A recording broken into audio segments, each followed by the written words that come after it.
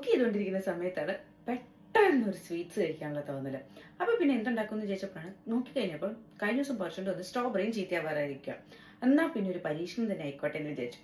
സാധാരണ ചോക്ലേറ്റും സ്ട്രോബെറിയും നല്ല കോമ്പിനേഷൻ ആണല്ലോ, എന്നാൽ അത് വെച്ചിട്ടൊരു കേക്ക് ഉണ്ടാക്കാന്ന് വിചാരിച്ചു. അപ്പോൾ പെട്ടെന്ന് വായോ നമുക്കൊരു കേക്ക്.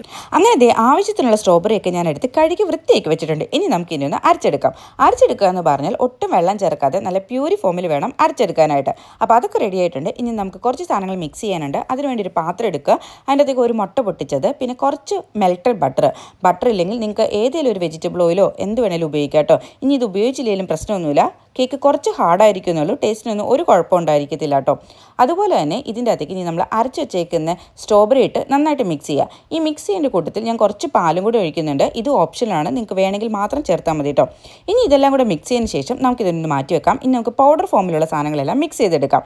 അതിനുവേണ്ടി ഞാനിവിടെ എടുത്തേക്കുന്ന 6 ടേബിൾ സ്പൂൺ മൈദയും അതുപോലെ 2 ടീസ്പൂൺ കൊക്കോ പൗഡറും ആട്ടോ ഞാൻ എടുത്തേക്കുന്നത്. കൊക്കോ പൗഡർ ഇവിടെ ഒട്ടും മധുരമില്ലാത്തതാണ് ഞാൻ എടുത്തേക്കുന്നത്, അതുകൊണ്ടാണ് ഇത്രയും കുറച്ച് ഉപയോഗിക്കുന്നത്. അതുപോലെ തന്നെ ബേക്കിംഗ് പൗഡറും ബേക്കിംഗ് സോഡയും ഇട്ട് നന്നായിട്ട് മിക്സ് ചെയ്തെടുക്കുക. ഇനി നിങ്ങൾ ഷുഗറാണ് ഉപയോഗിക്കുന്നതെങ്കിൽ ഇതിൻ്റെ കൂട്ടത്തിൽ തന്നെ പൗഡർ ഷുഗറും ഈ പൗഡർ മിക്സറിൻ്റെ കൂടെ ഇട്ട് മിക്സ് ചെയ്തിടണം കേട്ടോ. ഇനി നമുക്ക് ലിക്വിഡ് ഫോമിനെയും നമ്മുടെ പൗഡർ ഫോമിനും കൂടെ മിക്സ് ചെയ്തെടുക്കാം. കുറേശ്ശെ ഇട്ട് മിക്സ് ചെയ്യുന്നതാണ് എപ്പോഴും നല്ലത്. അങ്ങനെ ഇതെല്ലാം കൂടെ മിക്സ് ചെയ്ത് വെച്ചിട്ടുണ്ട്. ഇനി നമുക്കൊന്ന് നമ്മുടെ എയർ ഫ്രയർ ഒന്ന് പ്രീ ഹീറ്റ് ചെയ്യാൻ വെക്കാം. 200 ഡിഗ്രിയിൽ 15 മിനിറ്റ്സ് ആണ് ഞാൻ പ്രീ ഹീറ്റ് ചെയ്യാൻ വെക്കുന്നത്. ഇതിന് ശേഷം ഞാനിവിടെ ഉപയോഗിക്കുന്ന ശർക്കര ആയതുകൊണ്ട് ഈ സമയത്താട്ടോ ഞാൻ ചേർക്കുന്നത്. ഇതെല്ലാം കൂടെ മിക്സ് ചെയ്തതിന് ശേഷം കുറച്ച് ചോക്കോ ചിപ്സും കൂടി ഇട്ട് ഒന്ന് മിക്സ് ചെയ്തെടുക്കാം കേട്ടോ. ജസ്റ്റ് ഒരു കടിക്കുമ്പോൾ എന്തെങ്കിലും ഒരു ടേസ്റ്റ് വേണമല്ലോ, അതിന് വേണ്ടി ഇടുന്ന കേട്ടോ ഇത്. അതെല്ലാം ശേഷം ഇനി നമുക്കിതിനൊരു ബേക്ക് ചെയ്യുന്ന പാത്രത്തിലേക്ക് മാറ്റാം കേട്ടോ.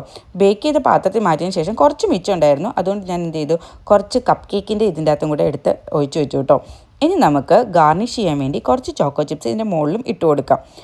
ഈ സമയമായപ്പോഴത്തേക്കും എൻ്റെ എയർ ഫ്രയറൊക്കെ നന്നായിട്ട് ചൂടായിട്ടുണ്ടായിരുന്നു. ഇനി നമുക്ക് വെക്കേണ്ടത് 150 ഡിഗ്രിയിൽ 45 മിനിറ്റ്സ് ആണ് വേണ്ടത്. ഒരു 50 മിനിറ്റ്സ് കൂടുമ്പോൾ ഇതൊന്ന് തുറന്ന് നോക്കണം കേട്ടോ എങ്ങനെയുണ്ടെന്നുള്ളത്, ഇല്ലെങ്കിൽ കരിഞ്ഞു പോകാനുള്ള ചാൻസ് ഉണ്ട്.